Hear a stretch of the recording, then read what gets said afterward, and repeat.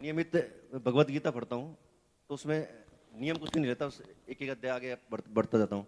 17 साल से यही कर रहा हूँ, तो उसमें कोई नियम या कुछ चेंज करने की जरूरत है? हमने शास्त्र स्वाध्याय का स्वरूप समझा है कि उस वस्तु का चिंतन करना। जो जैसे गीता जी पढ़ रहे हैं तो हम पाठ पर दृष्टि नहीं देते कि हम 5 अध्याय रोज गीता पढ़ते हैं और चिंतन नहीं हुआ एक भी शब्द का। ठीक है, भगवद वाणी का पाठ कर रहे हैं तो उससे पुण्य, सुकृत, पवित्रता, लेकिन उसका मतलब क्या है गीता पाठ का? कि हम किसी एक श्लोक के एक शब्द को जीवन में उतारने की चेष्टा करें। जो गीता जी है, जो भागवत जी है, जो शास्त्र है, ये हमें जीवन को सुधारने के लिए है, हमारा जीवन भगवत स्वरूप हो जाए इसलिए। तो हम पाठ भले कम करें लेकिन हम उसे उतारने की चेष्टा करें। जैसे मानो एक श्लोक है, भगवान कह रहे अनन्यस चिंतयन्तो माम, अब पूरा जीवन इसी में उतार दो कि हमारा सदैव भगवत चिंतन होता रहे, हम योगक्षेम की परवाह न करें।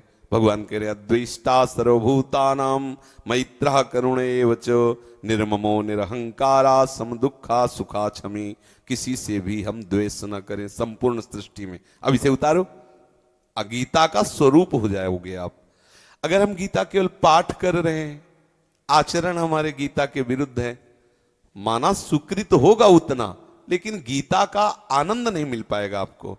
गीता का जो अंतिम फल है भगवत स्मृति, नष्टो मोहा स्मृतिर्लब्धा, वो अखंड स्मृति को प्राप्त होकर भगवत साक्षात्कार के योग्य, वो लाभ नहीं मिल पाएगा। इसलिए भले 2 श्लोक पढ़ें लेकिन उसको समझें, उसको जीवन में उतारें, तो आपको श्री कृष्ण चंद्र जी के उपदेश का लाभ प्राप्त हो पाएगा। महाराज जी, आप लगता है कि आपके जो प्रवचन है उन्हीं से गीता जी का सानिध्य प्राप्त हो रहा है, तो पढ़ूं या नहीं पढ़ूं? हाँ, पढ़ो, नहीं पढ़ो, पढ़ना निषेध नहीं, हम जो कह रहे हैं उसको प्रवचनों में सारी चीजें वही है। हाँ, तो आप उसको सुनो, सुनकर मनन करो। हमारे जीवन में जो बीता है वो हम बता रहे हैं।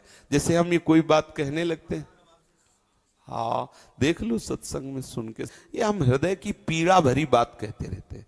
जैसे आप प्रश्न करते हो भजन में ऐसा, भजन में वैसा, तो वो हमारे जो जीवन में बीता है, हमारे मन ने जो हमारे साथ कलाकारी की है, जो मन ने हमें दिखाया है, झुकाया है, वो हम सब आपको बताते हैं। तभी आपको लगता है हाँ ये बात सही, क्योंकि वो मन की पढ़ी हुई बात हम कह रहे हैं। जो ग्रंथ में पढ़ा और जो मन में पढ़ा, दोनों का मिलान हो गया। वही बात प्रभावित भी करेगी। मतलब ये कोई यहाँ सिद्धि नहीं है, कोई यहाँ चमत्कार नहीं है, लेकिन जो हमारे जीवन में बीता है, जो हमारा जीवन है, वो हम आपको बताते हैं। इसीलिए आपका परिवर्तन निश्चित है, निश्चित, पक्का। आप इसको श्रवण करो, आपको चैन नहीं लेने देगा ये, क्योंकि ये केवल भाषण नहीं है, ये जीवन है। ये जीवन तुम्हारे जीवन में जाकर परिवर्तन कर ही देगा। सुन के देख लो, आप सुनो, सुनकर मनन करो, उससे जीवन में उतारो तो आनंद का अनुभव हो जाएगा।